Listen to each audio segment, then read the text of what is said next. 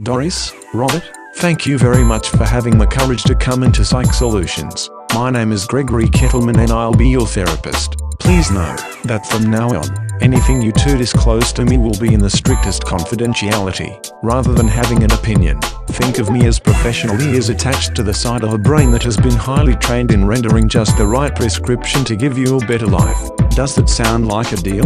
Does having a better life have any appeal to you? Who would it? That is, to whom would it not have any appeal?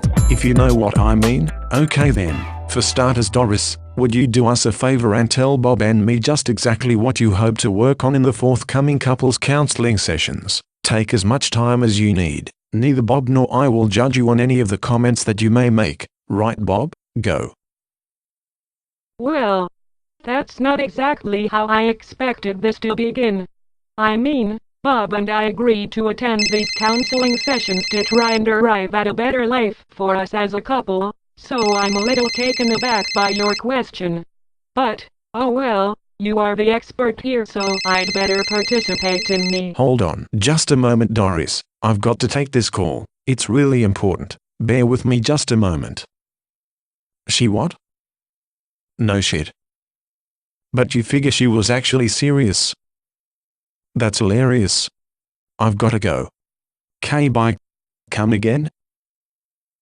Let's just say 200 more than this morning, mate. Smoked turkey and Swiss on rye would be great. Gotta run now. Da. Sorry, Doris. Could you just please start from where you finished off? As I was trying to say before your crucial phone call came up, Robert and I have been having various challenges that, frankly, we have been able to make very little progress. The issues are rather wide-ranging, so I'm not entirely sure where to begin. Doris, listen to me closely. I know it's very early in our first counseling session, but I'm gonna ask you a question straight away to move this along, in order to arrive at conclusions that might aid you with what you want to achieve. Are you ready to hear this? Because Doris, if you are not ready to hear this, we can put this off until next week's session. In a nutshell, Doris, if Bob could be any other man, which man would you want him to be? For crying out loud, Mr. Kettleman, what kind of question is that? Doris and I are exploring possibilities of greater togetherness, and you start off with a question seemingly constructed to fire her imaginations for other men. What about me? Aren't I a key component of this relationship? I resent the question, and somehow, I'm also not certain that smoked turkey should get the kind of attention that you've given it here in our $200 attempt at a better life, as you say. Bob, it's not your time yet.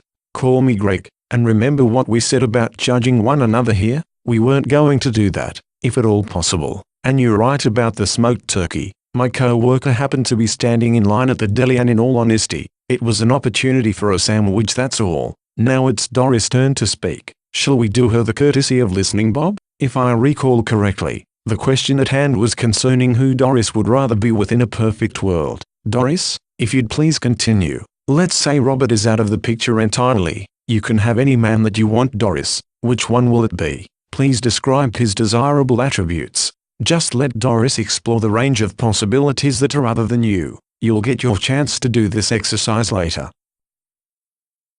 Out of the picture entirely, you say? Well, as long as we are going strictly hypothetical, let's see. Oh, I know.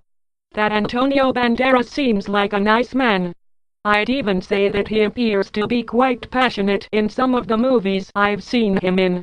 Maybe that's just a Spanish thing. Is he even from Spain?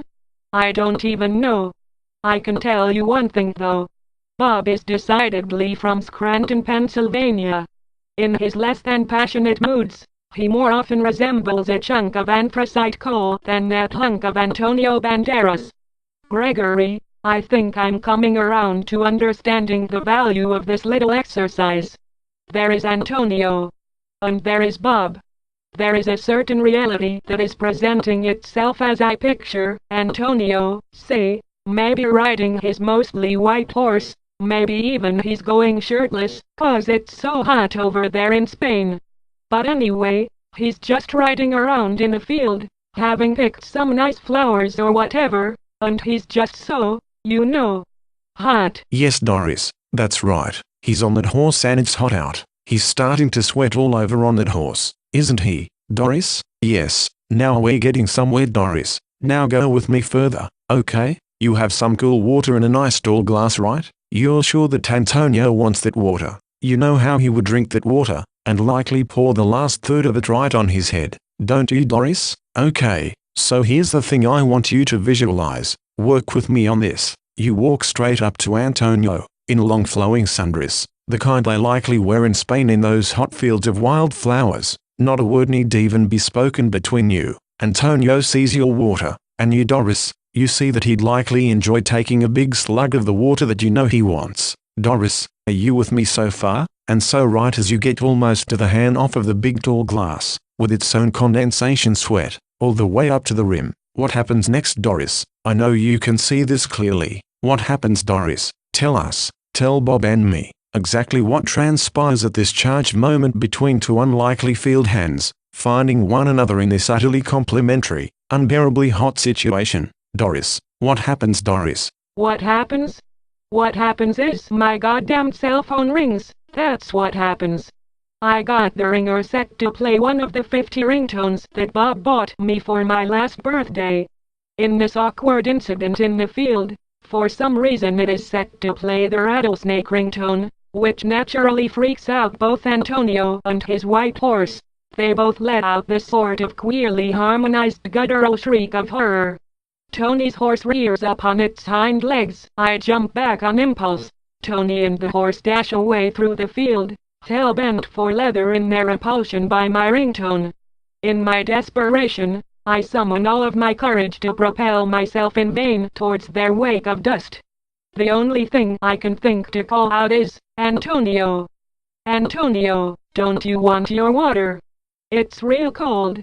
I collapse on the ground in my despair, as my cell phone continues to vibrate and ring its snaky sample. I know who it is. I don't even have to guess. Nonetheless, I pull the phone from my pocket and look at it anyway. Sexy cyborg is indicated on the front screen. It's Bob.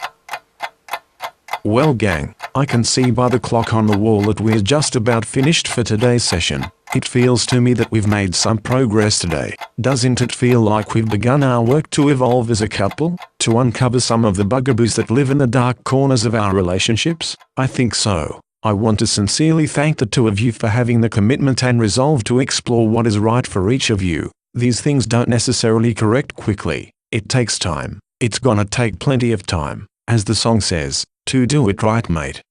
Robert, do you prefer the 80s George Harrison? I'm not sure if I do, but I still like that song. He didn't even write that one, you know. By the way, Bob, in next week's session, you are going to be up at bat. So, you have a whole week to visualize that special little someone that could rock your imagined world, mister. Remember though, you gotta choose just one. Alright, are we good with this?